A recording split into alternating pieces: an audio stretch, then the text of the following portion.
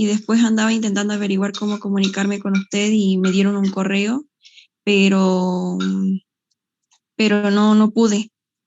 ¿Cómo quedaría eso, profe? No sé, ¿Pero estoy por qué se te preocupada. venció la matriculación? ¿Vos sos recursante? No, profe, yo soy ingresante. No sé, me decía que se iba a vencer el día sábado Sí, y pero eso no fue ese mail masivo que llegó, no fue porque nosotros, digamos, lo pusimos, sino que vino desde un virtual. bien, profe. Entonces, ¿con quién podría dirigirme? Porque fui al departamento de química y por eso me dijeron que me comunicara en el correo de usted y si no con el profesor que me decían en el email. Sí. Bueno, mira, las clases de consultas esta semana son normales, digamos, y presenciales. Así que yo te diría que llegues mañana a la tarde y hablé con el ingeniero Maximiliano Bonilla. Yo voy a hablar ahora con él y así vemos a ver, porque no debe ser la única, pero eso fue un comunicado desde un virtual, nada que ver con el aula nuestra. Nosotros no le pusimos restricción. Profe, y otro día que esté el profe Bonilla, porque yo soy de Humahuaca y tomo las clases virtuales los lunes y los martes acá por el tema del internet y viajo recién los miércoles, jueves y viernes allá a San Salvador. ¿Podés ir no, yo no sé si él va a estar otro día. Profe, no se le escucha. Sí tengo, a ver, que aumente un poquito. Sí se le escucha. Sí se Sí se escucha, escucha profe. bien, profe, Sí, de su ¿se internet. escucha? Ahora No, sí se no escucha, sé. profe. Sí. Yo no sé si él va a poder estar otro día más porque, bueno, su situación es diferente. Si vas el miércoles a la mañana, vas a poder hablar conmigo. Yo estoy de 10 a 12. A las 2:30 estoy virtual, que el miércoles ingresé a la clase virtual tarde porque el enlace que me había puesto el ayudante estaba desde su cuenta, entonces yo no podía entrar, pero bueno, después finalmente él lo habilitó y entré, pero no entró nadie. Así que bueno, Bien, profe. ustedes me dijeron que preferían virtual y presencial, puse el miércoles de 10 a 12 presencial y a la tarde de 2:30 a 4:30 virtual la consulta. Y después está todos los días la ingeniera Cormenzano. Pero déjame que yo, Fiorella, sos vos la de la que quedó excluida, ¿no? Sí, Fiorella Quispe, Bueno, profe. No bueno, somos los únicos, escucha, creo que son tres, cuatro más. no deben ser muchos más. Todos los que han quedado excluidos, escríbanme a este correo, al mío. Bien, profe. Donde ustedes pongan que son ingresantes y pongan que han quedado afuera para que nosotros veamos qué es lo que se puede hacer, porque no, como les digo, eso fue algo de un virtual, a ver si en una de esas lo pueden volver a incorporar o no sé, ya vemos. ¿Y no te has podido volver a matricular? Profe, yo ingreso al aula y me sale todo normal, las clases teóricas, Ah, todo podés bien. entrar al aula, y entonces, ¿cuál es el problema? Que me dijeron que vencía mi matriculación el día sábado que pasó, ¿Y pudiste pero entrar hoy? Sí, porque estás en clase. sí, Y pude bueno, ingresar. es que es como te digo, es como les digo, fue un aviso de un virtual, capaz que es para otra cosa, que no es para nosotros, precisamente. Ah, bien, entonces lo dejaría ahí nomás, Y entonces, total, profe. nosotros no vamos a tomar evaluación ni nada, o sea, el aula virtual es un canal de comunicación para nosotros, pero los exámenes van a ser presenciales. Es importante que ustedes ingresen al aula, porque ese es el canal de comunicación y es inmediato. Entonces, en el momento que se reinicien las clases presenciales, vamos a mandar un mail masivo. Entonces tienen que estar atentos a los mensajes que les llegan desde el aula y saber que Ah, pueden bien. entrar. Ah, genial, profe. Entonces, perdón por la molestia. Muchas gracias. No, no, por favor. Bueno, vamos a comenzar la clase entonces. Profe, cualquier consulta le mandamos al email.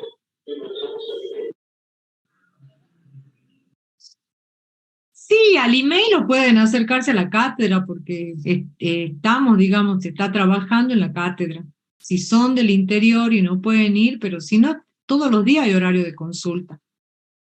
Y si no estoy yo, está la ingeniera Cormenzano o el ingeniero Bonilla y ellos me llaman inmediatamente si hay algo que yo tenga que resolver y bueno, yo les digo esto sí, esto no. ¿Qué día está? Están en el aula virtual las clases de consulta, chicos. Ah, bien, bien. Gracias. Él está los martes y no sé, ¿está en la reunión, Maxi? No, ¿él está en la reunión? Tampoco. Bueno, ella sé que tiene consulta los martes, los viernes y los jueves, creo, pero no recuerdo bien. Ustedes pueden fijarse, chicos. Bueno, voy a grabar la clase. Recording in progress. En el aula virtual tienen el detalle de las clases de consulta, así que tienen que fijarse. Es lo único que tienen que hacer. Bueno, esta mañana comenzamos las clases, la teoría diciendo y explicando lo que es una unión iónica. Y dijimos que cuando nosotros queremos explicar o hablar de uniones iónicas, es bueno hacernos unas preguntas. Una de ellas es preguntarnos por qué se unen los átomos, preguntarnos cómo se unen, qué fuerzas los mantienen unidos, por qué tenemos algunas sustancias en estado sólida, otras en estado líquido y otras en estado gaseoso.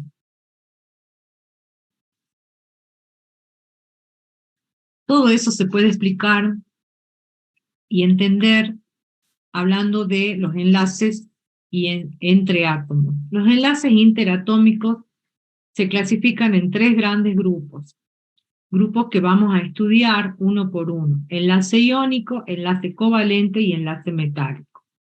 Hablamos de enlace iónico cuando la diferencia de electronegatividades entre los dos elementos que se van a unir es mayor que 1,9. Ese es un criterio. El otro criterio es por su ubicación en la tabla periódica. Un metal con un no metal siempre va a formar un enlace iónico.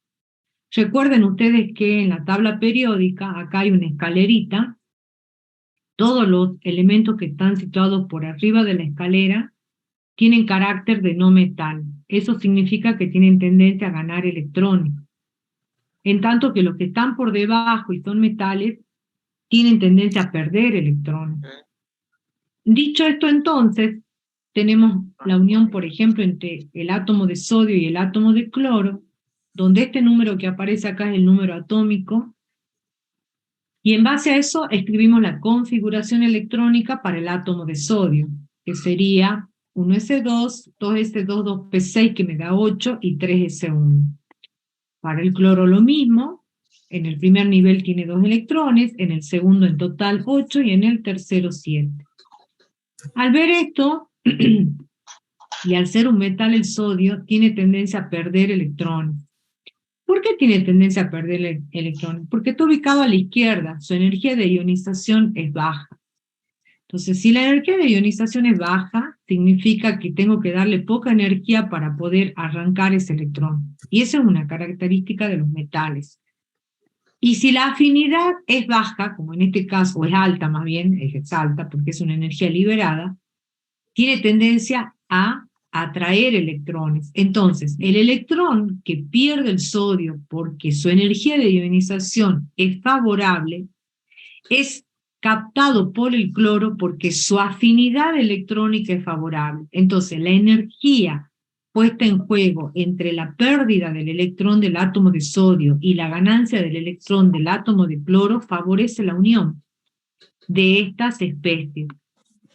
Al perder un electrón se forma un cation, que es el cation sodio, y al ganar un electrón se forma un anión, que es el anión cloruro. En un enlace iónico pasa esto que está acá. El sodio, fíjense cómo pierde. Por favor, apaguen el micrófono.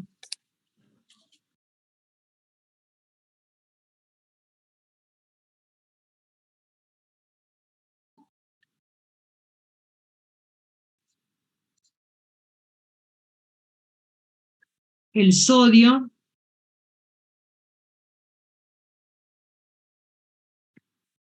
pierde el electrón, lo pierde el electrón, y al perder ese electrón, al perderlo, se forma un catión, queda sin un electrón, y el cloro lo gana, formando el anión cloruro.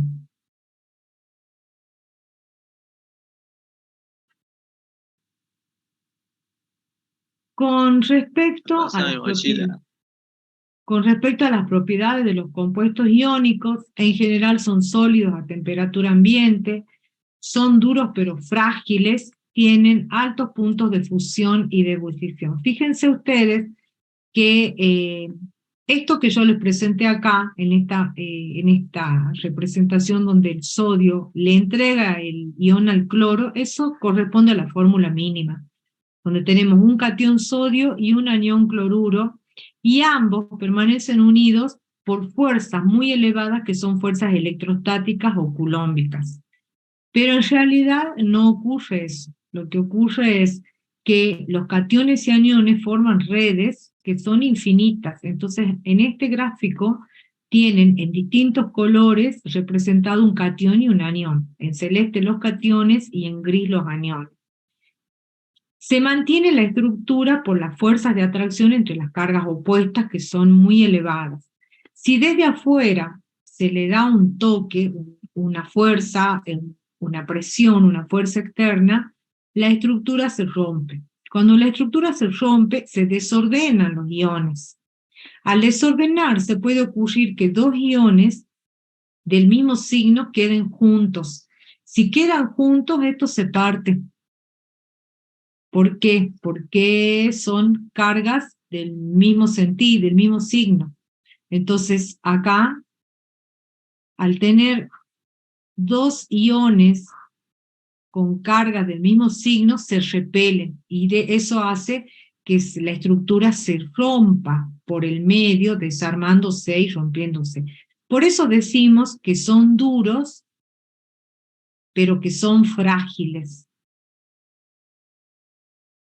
La dureza se explica por la elevada fuerza que mantiene unida la estructura, que son fuerzas electrostáticas o culómbicas. Pero son frágiles porque si le damos la fuerza, pueden dos partículas, dos iones del mismo signo, encontrarse y se repelen rompiéndose. Tienen elevado punto de fusión y ebullición. Bueno, este es el ejercicio 3, que no lo voy a explicar, lo pueden ver en el video de esta mañana. ¿Qué son los símbolos de Lewis? Es un símbolo visual de la configuración de electrones de la capa de valencia de un átomo. O sea que en un átomo, como el átomo de sodio, donde tenemos un número atómico, recuerden que el número atómico es la presentación del átomo. Cuando yo quiero hablar o caracterizar un átomo, lo primero que necesito es su número atómico. Con el número atómico yo escribo la configuración electrónica. La configuración electrónica que la hago siguiendo las reglas de Above que estudiamos la clase pasada. Entonces completo los electrones. Los electrones del último nivel son los electrones de valencia. Claramente acá, el electrón de valencia del elemento sodio, del átomo de sodio, está en el tercer nivel. Como es un único electrón, lo represento con un círculo. En el caso de el átomo del elemento cloro, su número atómico es 17, su configuración electrónica, la que está en la pizarra, y lo que está pintado en rojo corresponde a los electrones de valencia, que son 7. Si a ustedes les ayuda a entender cómo van a ubicar los electrones, pueden usar el modelo de las casillas cuánticas para el último nivel.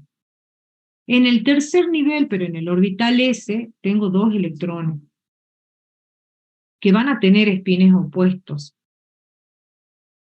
En los orbitales 3p tenemos 5 electrones. Primero voy a ocupar el orbital px, el pi y el pz con un electrón cada uno. Como me faltan 2, ubico el cuarto y el quinto en los orbitales que están semillenos. De esta manera me queda un par, 2 y 3 pares. Son estos pares. 1, 2 y 3. Este cuarto, que no tiene pareja, es este que está dibujado acá solo. Entonces, para ustedes saber cómo están disponibles, cómo van a ubicar los electrones, tienen que escribir la configuración electrónica del último nivel. A veces acá no lo vemos, la cabeza no ayuda, todavía no tienen el entrenamiento ni la preparación para darte cuenta cómo van los 5 electrones. Entonces, un alumno que no sabe y que está estudiando por primera vez esto, dice 5 y capaz que hace esto. Y está mal. Para este caso no es correcto, porque no estoy expandiendo. Después vamos a ver enseguida que en algunos casos eso puede ocurrir, pero si este es un caso básico donde yo quiero escribir los electrones para dar una configuración electrónica, escribo entonces la configuración y a partir de allí lo trabajo. Bueno, acá tienen el ejercicio 4 que está resuelto y explicado en la clase de la mañana, yo no lo voy a repetir, después lo ven. Y sí les voy a explicar el tema del teórico para el enlace iónico. Dijimos que el enlace iónico entonces es un enlace interatómico que se establece entre ¿quiénes? Metales y no metales. Entre metales y no metales, pero que el metal forma ¿qué cosa? Cationes. Cationes y el no metal. Aniones. Las fuerzas que mantienen unidas a estas especies con carga son fuerzas electrostáticas. Estas son las fuerzas coulombicas, que son muy, pero muy elevadas, muy fuertes. Son tan fuertes que hacen que los compuestos iónicos a temperatura ambiente estén en estado sólido, porque forman una red, como les dije al principio. Esto es la fórmula mínima, un catión y un anión. La representación de Lewis que tenemos acá, esta es la fórmula mínima. Pero en realidad va a tener una estructura tridimensional donde voy a tener un catión, un anión, un catión, un anión, acá un anión, acá un catión, y esas estructuras tienen distintas unidades repetitivas que se denominan celdas unitarias. De acuerdo a cómo se ubiquen, la unidad que toma en este caso, la unidad, por ejemplo, es un cubo. Ese cubo se va a repetir infinitas veces, hacia arriba, hacia abajo, hacia los costados, a derecha, a izquierda. Pero ¿cómo se forma el cubo? El cubo se forma con los iones, con cationes y aniones que ocupan determinados lugares y que tienen determinados ángulos. Entonces, estas celdas son perfectas. Son celdas unitarias que tienen longitudes de enlaces, ángulos de enlaces y una geometría que va a ser tan perfecta que los iones van a ocupar determinados lugares y huecos determinados. Huecos son lugares a donde se va a ubicar a lo mejor un flúor. Entonces, imaginen ustedes que esto es solamente una y otra, un anión y un catión de una gran red, que vista de frente la puedo imaginar así. Esto es una vista de frente de la red.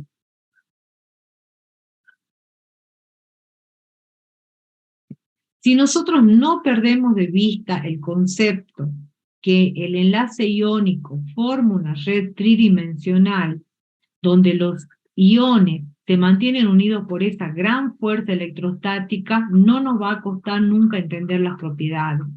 Pero si nosotros nos quedamos con que el enlace iónico se forma porque el potasio le entrega un electrón al flúor y es un potasio con un flúor y bueno.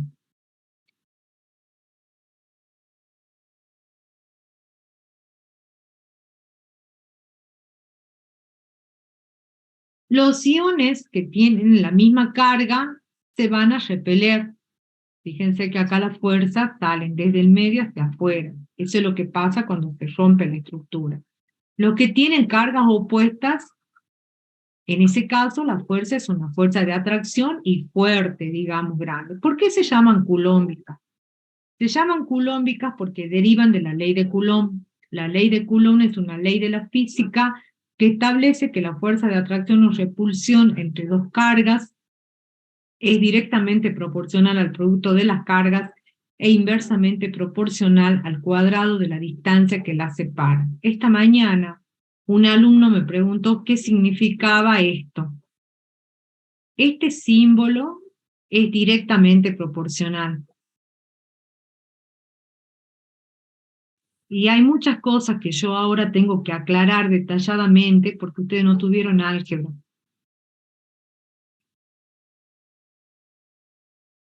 Entonces, cuando yo pongo una ecuación, yo no puedo decir que la fuerza es igual a la carga del catión por la carga del anión sobre el cuadrado de la distancia. Yo no puedo poner un igual acá, porque la fórmula no es esa. La fórmula tiene otras constantes que involucran al modelo matemático, que de hecho es empírico y deriva de un minucioso examen.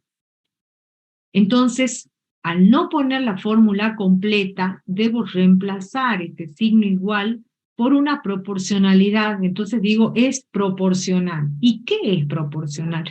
Y bueno, el numerador, el producto de las cargas, la fuerza, mejor dicho, va a ser directamente proporcional al producto de las cargas. ¿Qué quiere decir? Que si el numerador aumenta, la fuerza va a aumentar, porque está en el numerador. Si el denominador aumenta, este cociente se va a hacer más chiquitito. Entonces la fuerza va a disminuir. Entonces digo que la fuerza es directamente proporcional al producto de las cargas, pero es inversamente proporcional al cuadrado de la distancia. O sea que es directamente proporcional cuando al aumentar una variable, aumenta la otra variable. Y es inversamente proporcional cuando al aumentar una variable, disminuye la otra variable. Eso quiere decir. Por variable entiendo los parámetros que están involucrados en la ecuación. Así, bien clarito para que no tengan duda. Hay un concepto importante que está relacionado a las propiedades de los compuestos iónicos y es la energía reticular. Es la energía necesaria o la energía liberada para formar un mol de un compuesto iónico, puede ser iónico o sólido, a partir de sus iones en estado gaseoso. Es una energía liberada al formar un mol de compuesto iónico a partir de sus iones en estado gaseoso. No es una energía que se pueda medir directamente. En realidad, digamos, si nosotros, yo les acabo de decir que los compuestos iónicos tienen ¿qué cosa? Tienen una estructura espacial, les acabo de decir. Entonces, para conocer esa energía reticular, si no se conoce la estructura y la composición del compuesto iónico, se puede llegar a calcular la energía reticular mediante una aproximación, digamos, de la ley de Coulomb. Esta energía reticular tampoco tiene este modelo, no tiene este modelo, sino que esto es una proporcionalidad. Es mucho más compleja. En la energía reticular, en la verdadera fórmula de la energía reticular, hay que tener en cuenta qué estructura tiene, cómo están empaquetados, qué empaquetamiento tiene el ion, qué empaquetamiento tiene el catión, y es una fórmula muchísimo más compleja que esta. Esta, que es la forma simplificada y corta, nos dice que la energía reticular es directamente proporcional al producto de las cargas. Quiere decir que si aumenta el producto de las cargas, la energía reticular va a aumentar. Y es inversamente proporcional a la distancia que separa los iones. O sea que si esto aumenta, la energía reticular va a disminuir. ¿Por qué es importante la energía reticular? Y bueno, la energía reticular es importante porque en base a ella podemos explicar las propiedades de los compuestos iónicos. Podemos explicar la dureza, el punto de fusión y la solubilidad. Cuanto más grande sea la energía reticular, mayor va a ser la dureza. Porque tiene que ver también con la fuerza culómbica. La estructura es más rígida, la fuerza de atracción si la fuerza de atracción entre las cargas es elevada, la energía reticular también va a ser alta, también va a ser elevada. Los puntos de fusión también están relacionados. Cuanto mayor sea la energía reticular, mayor va a ser el punto de fusión. ¿Por qué? Porque significa que la fuerza que mantiene unida la red es alta. Y si yo quiero pasar del estado sólido al estado líquido, el punto de fusión es la temperatura a la cual una sustancia pasa del estado sólido al estado líquido. Este es un equilibrio físico. Si esta temperatura se toma una atmósfera, se llama punto de fusión normal y se denota con un cerito arriba y acá abajo con la letra E. Entonces es la temperatura a la cual va a pasar desde el estado sólido al estado líquido. Hay un equilibrio. Para que esto ocurra, digamos, tengo que dar la energía. ¿Y cuánta energía le voy a dar para romper la red y pasar de una red ordenada, como es el punto, como es la sólida, a un estado mucho más desordenado, como es el líquido? Y bueno, si la energía reticular es alta, si el compuesto sólido tiene una elevada energía reticular, la energía que le dé, que para romperla va a ser alta, y su punto de fusión va a ser alto. Entonces, cuanto mayor sea la energía reticular, mayor energía voy a tener que darle para romper la red, y por lo tanto mayor va a ser su punto de fusión. Lo mismo con la solubilidad en agua. Cuanto mayor sea su energía reticular, menor va a ser la solubilidad en agua. Allí hay que tener en cuenta otro parámetro más, que es la entalpía de hidratación. La entalpía de hidratación es un calor. No importa que ustedes no hayan escuchado nunca la palabra entalpía, pero sí han escuchado la palabra calor. Bueno, hay algunos compuestos que cuando se los disuelve en agua liberan calor. Entonces, en el caso de los compuestos iónicos, cuanto mayor es la energía reticular, menos solubles son en agua. Pero eso va a depender también de la entalpía de hidratación. Si tiene una entalpía de hidratación elevada, va a liberar calor, y si libera calor, compensa la energía reticular y se hace más soluble. O sea que hay que tener en cuenta esto. Hay algunos compuestos que al agregarles, al ponerlos en agua, son exotérmicos, dan calor. Y si dan calor, compensa la energía reticular que salta y termina favoreciendo esa solubilidad. Disculpe, ¿podría ser el ejemplo del hidróxido de calcio? Sí. La soda cáustica, digamos, ¿verdad? Sí. Bueno, este lo expliqué esta mañana, así que pasamos.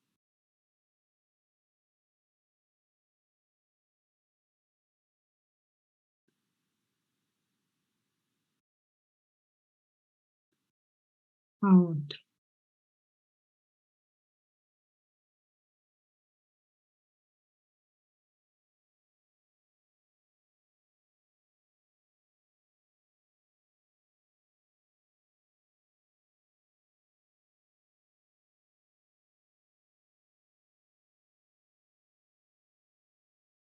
¿Hay alguno de los ayudantes en clase?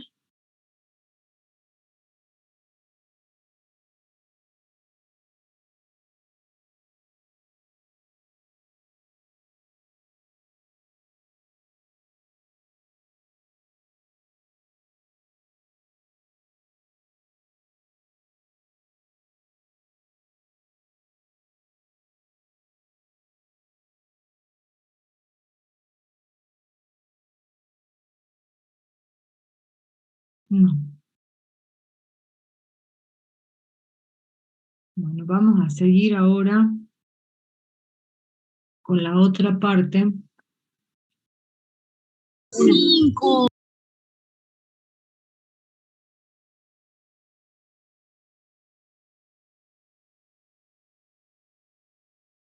Entonces, hemos visto que los enlaces interatómicos pueden ser iónicos, covalente o metálico. Dígame dos características del enlace iónico. ¿Entre quién y quién se forma? Entre metales y no metales. Muy bien, muy bien. ¿Y qué otro criterio también dijimos que había para formar el iónico? Que su electronegatividad es mayor a 1,9. La diferencia de electronegatividad entre el metal y el no metal mayor que 1,9. El metal deja de ser metal para transformarse, deja de ser un átomo neutro para transformarse ¿en qué? ¿En un cation? En un cation porque cede electrones. Y el no metal En un anión. en un anión. Entonces teníamos el metal que se transforma en cation y el no metal que se transforma en anión. Y ahí está la unión, digamos, porque entre ellos se van a mantener unidos a través de fuerzas electrostáticas. Si representamos mediante símbolos de Lewis, nos quedaba el catión sodio que perdió su electrón con una carga positiva y el cloro que tenía 7 electrones toma uno más dándonos el anión cloruro. Eso es en el enlace iónico con todas las propiedades que tiene. Ahora, ¿qué pasa cuando la diferencia de electronegatividades no es mayor que 1,9? Si la diferencia de electronegatividades es mayor que 1,9, el enlace es iónico. Pero si la diferencia de electronegatividades es menor que 1,9, ya no es iónico, es covalente. Este nuevo enlace interatómico que estamos estudiando ahora se basa en que los átomos comparten electrones. ¿Y con qué fin lo comparten? Lo comparten con el fin de completar el octeto, de llegar a la configuración del gas noble más próximo que tengan. ¿Y por qué hacen eso? Porque eso le da estabilidad. Toda vez que un par de átomos formen una unión, ya sea iónica o covalente o la que fuese, lo hace porque energéticamente es favorable, energéticamente es más estable. O sea, ¿qué quiere decir eso? Que es más estable al formar la unión que al estar solos.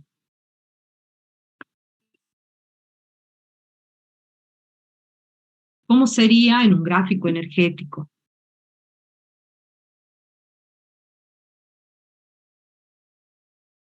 Profe, disculpe, Escucho. ¿podría habilitar la parte 2 de este material? Así lo podemos tener también. No sé si usted tiene algún ayudante, porque está solo la parte 1. Parte 1, perdón. Y no tengo a nadie, porque ya esta mañana pedí que me grabara, el chico no pudo entrar. Yo estoy trabajando prácticamente sola. Bueno, profe, No está la... acabo de preguntar si está la ingeniera Cormenzana y no está. bien. Así que, lamentablemente, entre las 12 y las 2 de la tarde no subí el material. Ya enseguida hago una pausa y se lo subo como está. Bueno, profe, Para que gracias. puedan seguir la segunda parte. Sí. Si no, me tienen que hacer acordar. Apenas Bueno. empiece yo, ustedes me dicen y yo se la puedo pasar por acá nomás. Perfecto, profe. Sí, yo lo imprimo y ahí voy tomando apuntes por Sí, eso. sí, no, es mejor. Pero por ahí me olvido porque estoy Sola, profe, sí. Bueno, gracias. sola.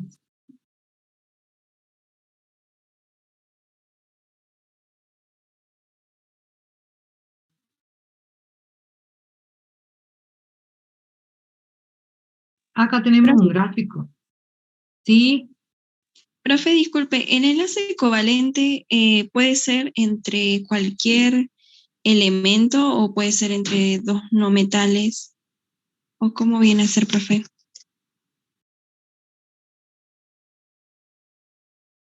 Ahí te muestro.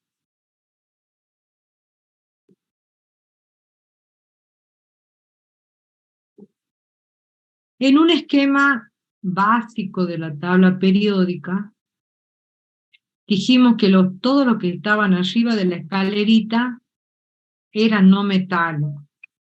El resto, metales. Si la unión es entre el metal y el no metal, es iónica. Ustedes van a comparar y van a ver que, bueno, la diferencia de electronegatividad es mayor que 9. Este parámetro es muy exigente, porque toma prácticamente un 70% de carácter iónico. Es importante, digamos. Pero en la ubicación de la tabla, los elementos, los átomos de los elementos que estén situados diametralmente opuestos, pueden llegar a darme a lo mejor una electronegatividad que no sea 1,9, que sea 1,8 y por sus propiedades sigue siendo iónico. O sea, este es bien exigente, pero en los libros viejos, en los libros de química de otros años, de más antiguos, ustedes van a encontrar que la diferencia de electronegatividades era mayor que 1,7. Con 1,7 tiene un 51% de carácter iónico, o sea que es la mitad y uno más. Entonces es flojo, es poco el carácter iónico. Con este me resguardo. Ahora, ¿qué pasa con los covalentes? Los covalentes se van a formar con los no metales entre ellos mismos, acá. Y ellos todos con el hidrógeno. El hidrógeno tiene la particularidad de combinarse con todos los metales y con todos los no metales de la tabla periódica. El hidrógeno con los no metales forma compuestos covalentes. Con los metales forma compuestos iónicos. Por las diferencias de electronegatividades. Hidruros iónicos, hidruros covalentes. Bien, profe, gracias. Y profe, por ejemplo, si pasa, yo había leído en un libro que Sí. si era entre 0,4 y 1,7, como usted había dicho, Sí. pero resguardándonos hasta 1,9 era polar, y si no, si era menor que 0,4 era apolar. No polar, sí. Bueno, esos son criterios también. Ese es el criterio antiguo y ese es el criterio que les enseñan en el colegio. Entre 0 y 0,4 es no polar. Entre 0,4 y 1,7 es polar. Y mayor que 1,7 es iónica. Acá nosotros tomamos, no usamos ese criterio, sino que tomamos el criterio moderno, digamos, lo último, lo que más se usa, lo que más, más comprobado está en las últimas bibliografías, es que para el iónico la diferencia tiene que ser mayor que 1,9 y todo lo que son menores le llamamos covalente. Las homonucleares, aquellas que sean iguales, son covalentes no polares, y las heteronucleares son covalentes polares. Listo, se terminó. Gracias, profe. En el caso de la energía, con respecto a la estabilidad de la que yo les hablo, acá en este extremo están los átomos separados. Entonces, este va a ser mi cero en el nivel de energía. Y acá tengo la distancia entre núcleos.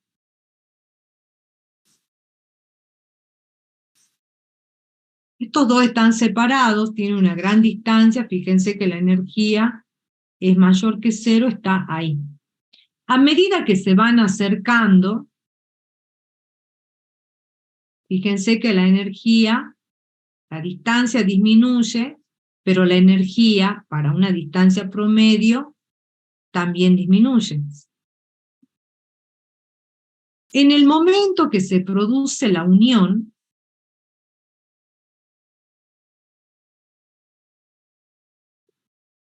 la distancia acá es mínima. Y la energía también. Como la energía es una energía liberada, y para nosotros es más estable cuanto más energía libera, nosotros tenemos la convención egoísta. La convención egoísta en energía es yo sistema. Yo sistema entrego energía, y si entrego energía, esta energía va a ser menor que cero. Estoy liberando porque está saliendo desde el sistema hacia afuera. Este es el sistema. Y está entregando energía, o sea, tiene tanta que libera, por eso es estable. Entonces, cuando llega a un mínimo en la curva, se estabiliza. Esto es lo que ocurre energéticamente en una unión, cualquiera sea la unión, ¿no? Cualquiera sea la unión. Acá tienen los dos átomos separados, este y este, con una energía X. A medida que se acercan, la curva, fíjense que la curva va bajando. O sea, acá ya liberó algo de energía, pero llega un momento en que llega a un mínimo, y este punto, al ser una meseta, se estabiliza. Ese es el momento de la unión, donde ambos, al compartir electrones, toman una estructura donde la distancia es mínima, pero energéticamente es estable. Energéticamente es estable.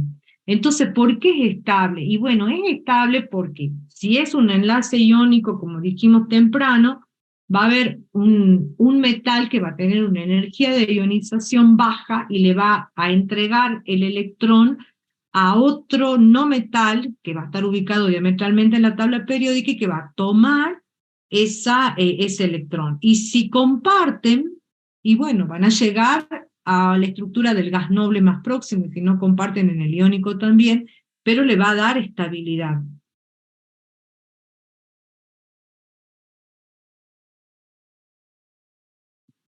Esto es lo que se conoce como energía potencial, digamos. A eso me refiero cuando digo que toda unión química se basa en la estabilidad. ¿En qué? En que se combinan los átomos para llegar a una estructura que es más estable. A eso me refiero.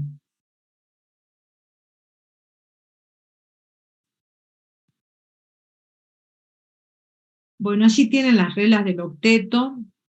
En la formación de los enlaces covalentes, los átomos se acercan para completar el octeto. O sea, salvo el hidrógeno es el único que va a llegar a la configuración del gas noble más próximo, que es el helio, con 2 electrones. ¿Por qué? Porque es tan chiquito que no puede acoger a otro. Los demás, por ejemplo, el nitrógeno, si ustedes buscan el nitrógeno en la tabla periódica, van a ver que el número atómico del nitrógeno es 7.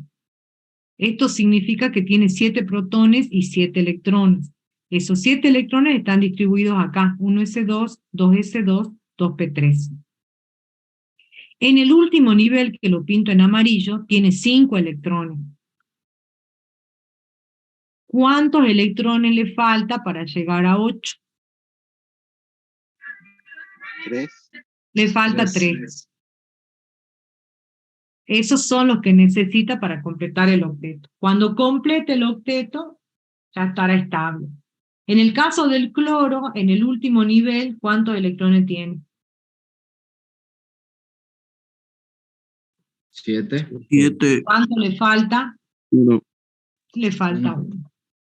Las excepciones a la regla del octeto son algunos elementos y grupos de la tabla periódica. El berilio, que por ser tan pequeño únicamente va a compartir 2 electrones de valencia. Los elementos del grupo 13 comparten 3 electrones de valencia. Los radicales tienen número impares de electrones, y todos los elementos que están ubicados del tercer periodo en adelante expanden el octeto. Eso quiere decir que al tener orbitales de vacío pueden acoger más de 8 electrones. Las excepciones de la regla del octeto las tienen que saber, si no, no van a poder hacer los enlaces. Las estructuras de Lewis son estructuras que nos permiten representar un enlace, ya sea covalente o polar. En realidad, para hacer una estructura de Lewis nos basamos en los símbolos de Lewis. Los símbolos de Lewis dijimos que eran puntos o cruces que representaban los electrones de valencia. Cuando yo quiero hablar de la estructura de Lewis, cada par de electrones lo puedo representar como una línea.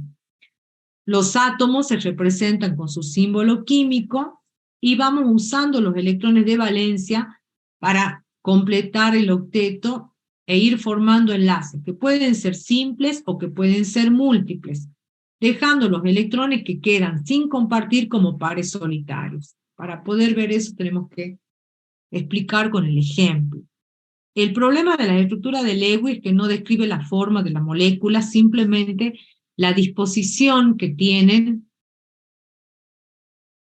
los electrones. Por ejemplo, para la molécula de hidrógeno tienen un átomo de hidrógeno, otro átomo de hidrógeno. Cada uno de los átomos de hidrógeno tiene un electrón. Cuando se combinan, van a compartir ese único electrón. De manera tal que cada uno de ellos se queda con, comparte el electrón y toma la configuración del helio, que es el gas noble más próximo. Este par de electrones que dibujé acá lo puedo representar con una rayita como esta. Acá tienen otro ejemplo que es el flúor. Lo mismo que el anterior. En el caso del flúor tiene 7 electrones, escriben la configuración electrónica del flúor y van a encontrar que tiene 7 electrones de valencia. Cada átomo de flúor va a tener 7, con la disposición que corresponde, 2 electrones por cada orbital y uno que queda no apareado. Cuando se unen, voy a compartir este electrón con este electrón, que son los electrones que no tienen pareja en el orbital, y forma la molécula de flúor. Fíjense que este llega a 8 compartiendo el electrón y este también llega a 8 compartiendo el electrón. Eso es usando los símbolos de Lewis, pero también puedo usar las líneas. Si uso las líneas, voy a tener el enlace simple. Este es un enlace simple que se llama sigma, entre los dos átomos de flúor, y los pares de electrones que quedan por fuera se llaman pares de electrones no enlazantes.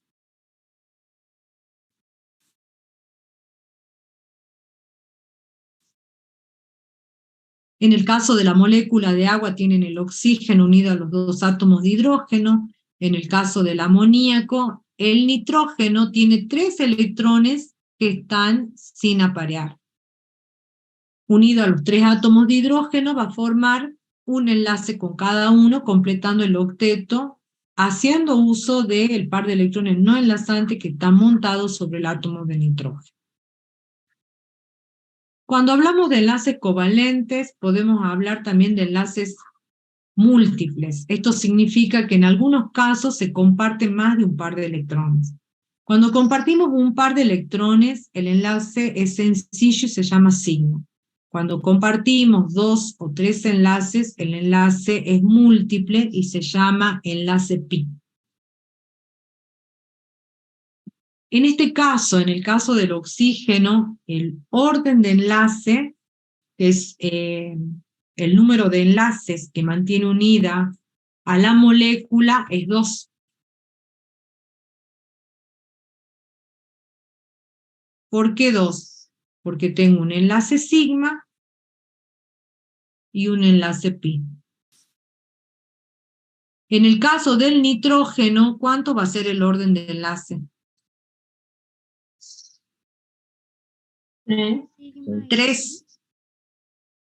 Tengo un sigma y ¿cuántos pi? 2. Y 2 pi. Bueno, este es un esquema de cómo... Pregunta, ¿sí? ¿por qué lo llama 2pi? Digo pi. Porque es un enlace múltiple. O sea, esa es la nomenclatura que le damos. Al enlace simple, que es el primero que se forma, le damos sigma. Le llamamos sigma. Si además comparte otro par de electrones, este sería el sigma, mira. Pero si además comparte otro par de electrones, tengo otro enlace. Entonces, a todos los demás enlaces que se formen los llamamos pi. En realidad, hay una explicación mucho más científica para decir que es pi, pero nosotros no lo vemos, no vemos eso en química aún. Pero hablando, digamos, de orbitales, los enlaces pi se forman por solapamientos de orbitales p. Entonces, este oxígeno, en realidad, al tener orbitales p, yo puedo dibujar el orbital p de este oxígeno y de este oxígeno. Este enlace pi se forma por la superposición de estos lóbulos, donde están los electrones. Esa es la razón por la que se llama pi. Bien, profe, gracias. Pero si ustedes quieren, o sea, yo para simplificar, y porque es química 1, les digo, bueno, porque así están los libros también.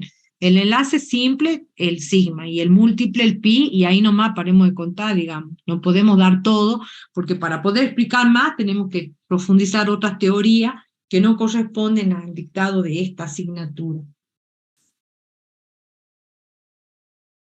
Bueno, allí tienen otro ejemplo de las moléculas de agua, esto lo pueden ver en el otro video, está explicado. Acá tenemos un ejemplo de enlace iónico y covalente,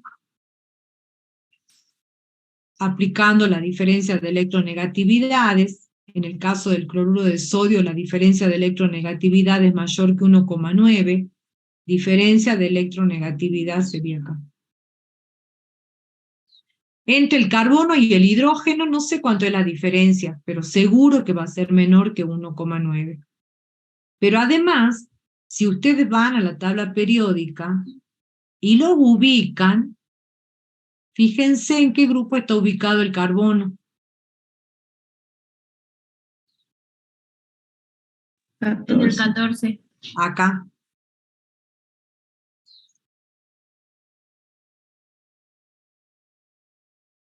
Y el hidrógeno está solito acá. Y yo les dije que el hidrógeno con todos los no metales, ¿qué enlace formaba? Covalente. Covalente. Eso significa que comparten electrones. El enlace covalente, así en cuanto al enlace molécula, es el enlace iónico, los compuestos que presentan el enlace iónico son sólidos a temperatura ambiente, de cajón, porque son fuertes. La atracción entre el catión y el anión es tan fuerte que hace que es un estado ordenado, donde las partículas están ubicaditas una al lado de otra. Esta mañana yo le decía a los chicos que en el enlace iónico, imaginen, en esa red tridimensional de la que yo les hablo, imaginen como si fuese una pared de ladrillo, pero no están unidas con la mezcla, digamos, sino que están apilados los ladrillos uno al lado del otro. Una pared armada así con ladrillos puestos nada más. Cuando viene un viento fuerte, la voltea la pared, pero tiene que ser fuerte el viento. Si no, la pared se mantiene. Así ustedes le peguen un pelotazo a la pared no se cae, porque los ladrillos están ubicados de manera ordenada uno al lado del otro. Bueno, así se comportan los compuestos iónicos. Forman una pared por la atracción entre ellos. Cuando la fuerza es fuerte, los rompe, pero esa unión hace que sea una estructura ordenada, porque para que sea fuerte, para que esté en estado sólido y para que sea así tan fuerte la unión, tiene que estar ordenado. En cambio, los covalentes, en el covalente, ojo, porque los covalentes pueden estar en los 3 estados.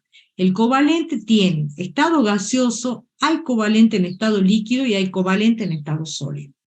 Covalente en estado gaseoso, por ejemplo, el metano que está acá. Este es un gas, el gas metano que está presente en el gas natural, carbono unido a 4 átomos de hidrógeno, y es gaseoso a temperatura ambiente. Pero tenemos otro covalente en estado líquido, por ejemplo, el agua. Tiene enlace covalente, pero está en estado líquido. Y tenemos otros covalentes en estados sólidos. Por ejemplo,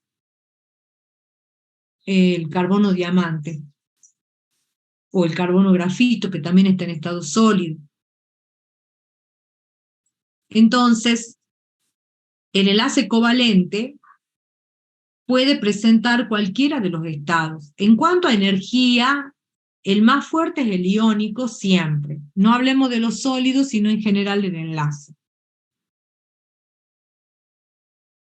Hay otro tipo de enlace covalente que es el enlace dativo. Este enlace se presenta cuando solo uno de los átomos aporta un par de electrones. Cuando aporta el par de electrones, ese átomo que presenta, digamos, que tiene ese par de electrones no enlazantes y que va a aportar los electrones para el enlace, se llama el átomo dador, y el que lo recibe se llama aceptor o receptor. Bueno, la carga formal de un átomo sobre una estructura, este es un concepto que es bueno tenerlo, es la carga que tendría si los enlaces fuesen perfectamente covalentes. ¿Qué quiere decir que sea perfectamente covalente? Que la carga va a estar distribuida equitativamente entre los electrones, digamos, entre los átomos que la comparten.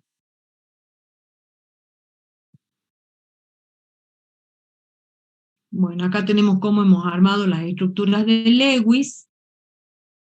Para escribir la estructura de Lewis de una molécula de oxígeno,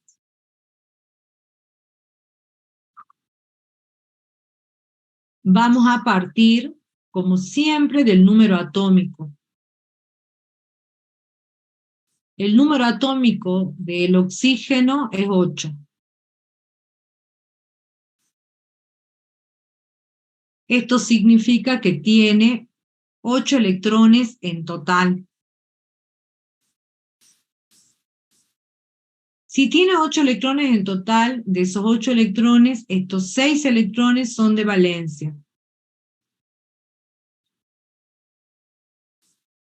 Como tengo 2 átomos de oxígeno, en total voy a tener 12 electrones para compartir.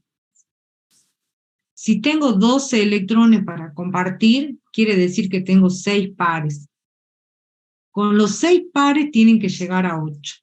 Como son 2 átomos de oxígeno, dibujo uno y al lado dibujo el otro. Y ahora comienzo a repartir los 6 pares. Y digo 1, 2, 3, 4, 5 y 6. Yo dibujo, total, ahora me fijo. Con estos 6 tengo que llegar a 4 pares cada uno, ¿no es cierto? A los 8 electrones. 6 por 2, 12. Fíjense, este átomo de oxígeno ha llegado a 8. Tiene 2, 4, 6 y 8. Este otro tiene 2, 4 y 6. Este tiene 6 electrones y este tiene 8 electrones. Quiere decir que esta disposición está mal. No me sirve. Si no me sirve, yo la tenía así.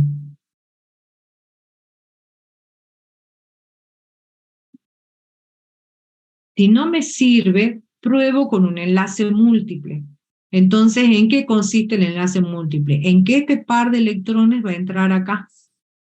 En vez de estar como un par de electrones no compartidos, lo voy a compartir en un enlace que va a ser múltiple.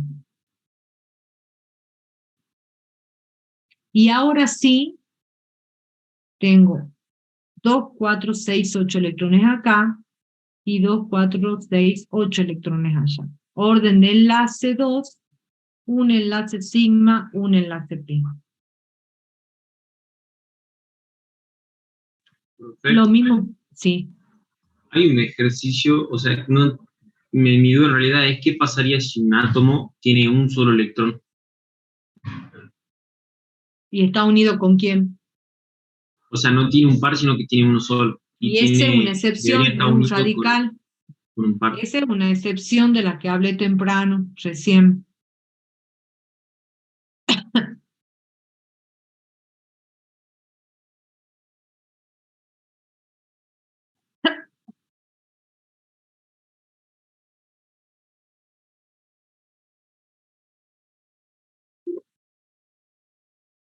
Acá.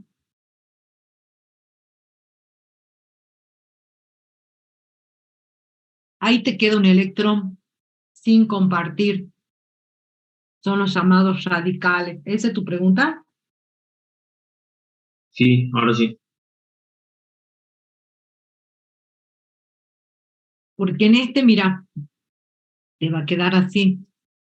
Vos tenés el nitrógeno y tenés el oxígeno. El oxígeno tiene 6 electrones y este tiene 5 de valencia. Entonces van a unirse acá, 6 más 5, 11. Y si son 11, no puedo dividir en 2. Entonces digo, bueno, 2, 4, 6, 8, 10, y el otro me queda ahí, 11. El nitrógeno tiene 5 electrones de valencia, el oxígeno tiene 6, más 5 son 11 electrones. Dividido en 2, me sobra 1. Voy a tener 10, sería 10 dividido en 2, 5 pares. Los 5 pares están acá, comparte este, 1. Estos 3 quedan como no enlazantes, el otro queda acá, pero el nitrógeno va a quedar con un electrón. Este es un radical, es una excepción a la regla del octeto. Claro, en ese caso sí, pero hay un ejercicio en la parte donde, acá en el seminario de autoaprendizaje número 3, donde hay un átomo que tiene un solo electrón. Ah, en el de autoaprendizaje puede ser. ¿Cuál es el átomo? No, están designados por letra. El átomo A tiene uno solo y se Ah, combinaría con el B que tiene dos, digamos. claro, bueno, ese hay que verlo. Ese puede ir a consulta, ¿no? Ya están las consultas habilitadas, todas presenciales. Así que está bueno que hagan los de autoaprendizaje. Porque ese es uno de razonamiento. Entonces hay que ir viendo cómo lo vamos armando.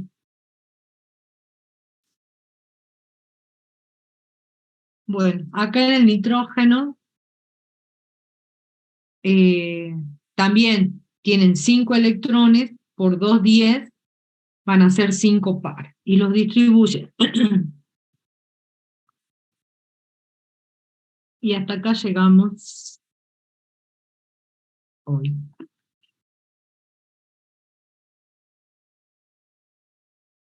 ¿Profe, va a subir eso a la página igual que la anterior? Voy a detener la grabación. Recording stopped. Profe, primero tenemos clases prácticas o no? ¿Cuándo? El miércoles ya tenemos clases prácticas. ¿A qué hora entraste a la clase? Yo no escuchaba, profe, cuando entré. Yo entré a las 2 menos 7 minutos, pero no se escuchaba. Ah, Yo no escuchaba, era por internet. sí.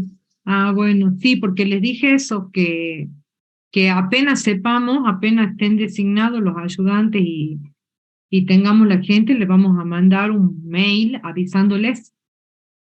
Profe, y... Ya, hoy no te puedo decir el miércoles, si lo supiera te lo digo, pero no sé, ni yo sé. profe, Sí están funcionando las clases de consulta, así que vayan a las clases de consulta, sí. A nosotros se nos complica, por ejemplo, yo le había comentado, tenemos clase, el mismo horario de clase de consulta, y bueno, ahora en la virtual sí voy a poder entrar, pero nos complica en algo que no hayamos tenido clases prácticas esta semana, o hasta que tengamos, para el parcial nos complica en algo, va a ser todo lo mismo, profe, el parcial todo va a ser igual.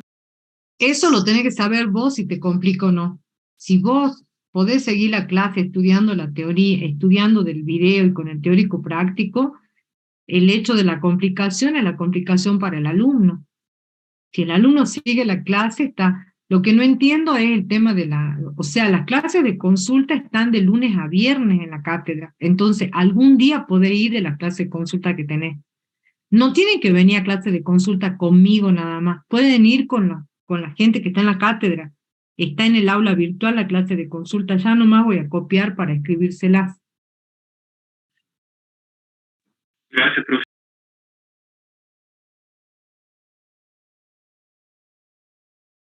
Pasa que si yo me salgo de acá, después no puedo volver a entrar. Bueno, hacemos una pausa.